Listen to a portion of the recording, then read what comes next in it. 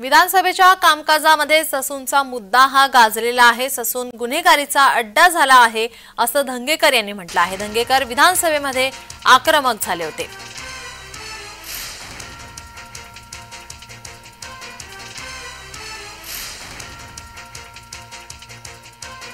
ससूनमध्ये चाललं काय, जे गुन्हेगार आहेत गुन्हेगारांना पाठीशी घालतात, कुठले उपचार करत नाहीत, त्यांना आपण बढती का देतो, त्यांना निलंबित का करत नाही, हा एक माझा महत्त्वाचा प्रश्न आहे।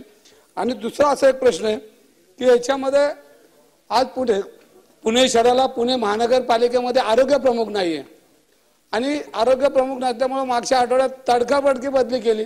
म्हणजे हे शासनात चाललंय का आणि मग तडकाफडकी बदली का केली हे पुणेकरांना सगळ्यांना माहिती आहे। तर माझी दोन उत्तरं की ससूनचा कारभार कधी सुधरेल आणि पुण्याला आरोग्य प्रमुख कधी मिळेल।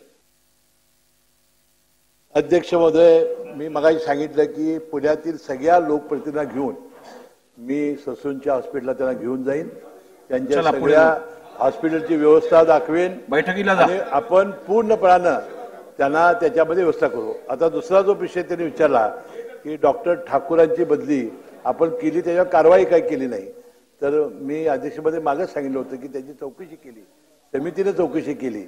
आता तिथं काय झालं बघा, तोच प्रश्न इथं विचारला आहे की बॅरिट्रिक शस्त्रक्रियेला डॉक्टर नसल्यामुळं आमची तिथं गैरसोय होती, तेच बॅरिट्रिक तज्ञ होते।